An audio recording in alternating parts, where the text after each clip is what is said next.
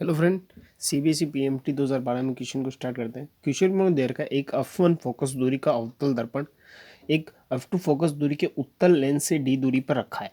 एक अनंत से आने वाला प्रकाश पुंज इस उत्तल अवतल दर्पण संयोजन पर आपतित होता है तथा पुनः अनंत की ओर गतिमान होता है।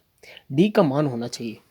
अब आपको पता है क्वेश्चन की अगर आपको यहाँ से लैंग्वेज समझ में आती है तो आपका क्वेश्चन आसान हो जाएगा सोल्व करने में। क्वेश्चन में कहा है कि पुनः उस अनंत की ओर गतिमान होता है, यानी जिस पथ से वो आ रहा है उसी पथ पर फिर से अनंत की ओर चला जाता है। तो देखिए अपने पास एक कॉन्वेक्स लेंस यानी उत्तल लेंस है और एक अपने पास अवतल दर्पण दे रखा है और ये अपने पास मुख्य अक्ष है। और क्वेश्चन में अपने कह रखा है कि अपने पास से जो अवतल दर्पण उसकी फोकस दूरी अपने पास f1 है और इसकी फोकस दूरी अपने पास कितनी है, f2 है। और अपने को कह रहा है कि अनंत से एक प्रकाश आ रहा है। मान लीजिए एक अनंत से आने वाला प्रकाश समांतर होता है तो समांतर प्रकाश आपतित हो रहा है इस पर।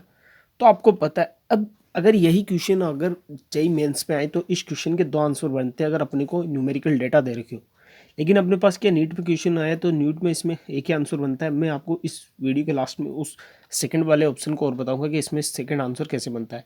तो आपको पता है अपने पास समांतर प्रकाश पुंज आ रहा है, तो अब ये अपने पास समांतर प्रकाश पुंज आने वाला मुख्य फोकस से गुजरता है।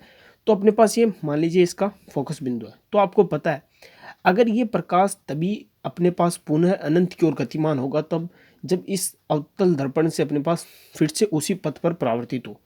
तो आपको पता अगर अपने पास ये कुछ इस तरीके से निकले और ये कुछ रेखा अपने पास इस तरीके से परावर्तित हो तो आपको पता है अपने पास ये इस पथ पर जा रही है, इस पथ पर जा रही है और फिर से अपने पथ पर पुनः अपने पथ पर वापस आ जाए।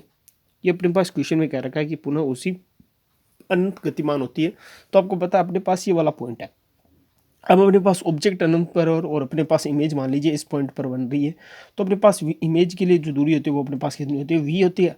और क्वेश्चन अपने कह रखा है इन दोनों के बीच की दूरी अपने पास कितनी है, स्मॉल डी। और स्मॉल डी अपने को कैलकुलेट करनी है। अब आपको पता है अपने पास ये अवतल दर्पण दे रखा है। अब अवतल दर्पण में अगर अपने पास कोई किरण उसी पथ पे आ रही है और उसी पथ पर वापस जा रही है तो अपने पास इसके लिए कंडीशन होती है कि अगर अपने पास जो दर्पण है उसके वक्रता के अंदर से कोई किरण गुजरती है तो वह उसी पथ का अनुसरण करती है। तो 101% ही अपने पास जो पॉइंट है वो अपने पास क्या होगा, वक्रता केंद्र होगा। तो वक्रता केंद्र की जो अपने पास से अवतल दर्पण के पोल से जो दूरी होती है वो अपने पास कितनी होती है, आर वक्रता त्रिज्या। और आर अपने पास कितनी होती है, आर अपने पास होती है आर बराबर 2f। तो आपको पता है अपने पास जो फोकस दूरी है अवतल दर्पण की वो कितनी f1 है। तो अपने पास ये वाली लेंथ कितनी आ जाएगी, अपने पास आ जाएगी 2f1।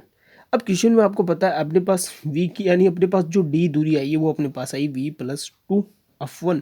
लेकिन अपने पास क्वेश्चन में f जो अपने पास v है वो अपने को पता नहीं है। तो आपको पता है अपने पास जो अपन ने माना है कि अपने पास जो उत्तल लेंस है उस पर जो प्रकाश समांतर आ रहा है वो अपने पास उसके फोकस से गुजरता है, समांतर आने वाला प्रकाश। तो अपने पास ये 101% है, अपने पास क्या हो जाएगी, f2 हो जाएगी।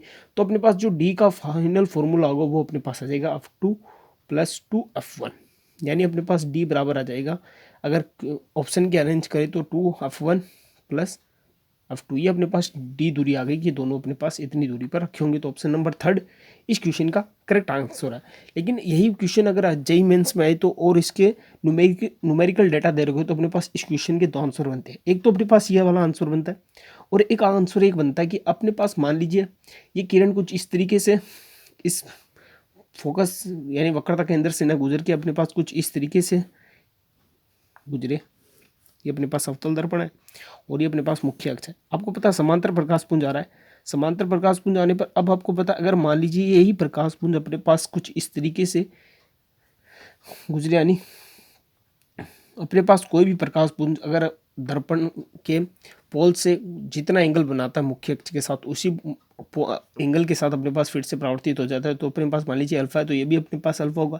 यानी प्रकाश किरण कुछ इस तरीके से आ रही है और फिर से इस तरीके से रिफ्लेक्ट हो रही है, यानी उसी पथ का अनुसरण कर रहा है। तो अपने पास ये दूरी कितनी आ जाएगी, अपने पास दूरी आ जाएगी v।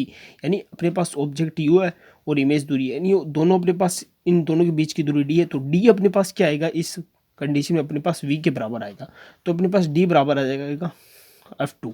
कुछ इस तरीके की कंडीशन बनेगी। लेकिन ये अपने पास क्वेश्चन किस लेवल के आता है, तो जेईई मेंस में अपने पास जेईई मेंस में इस तरीके का आंसर बनता है। नीट के बिहेव से अपने पास सिर्फ ये फर्स्ट ऑप्शन इस क्वेश्चन का करेक्ट आंसर है। आई होप आपको वीडियो पसंद आया होगा। अगर वीडियो पसंद आए तो चैनल को लाइक, सब्सक्राइब और कमेंट जरूर करें ताकि न्यू वीडियो तक पहुंच सके। Thank you.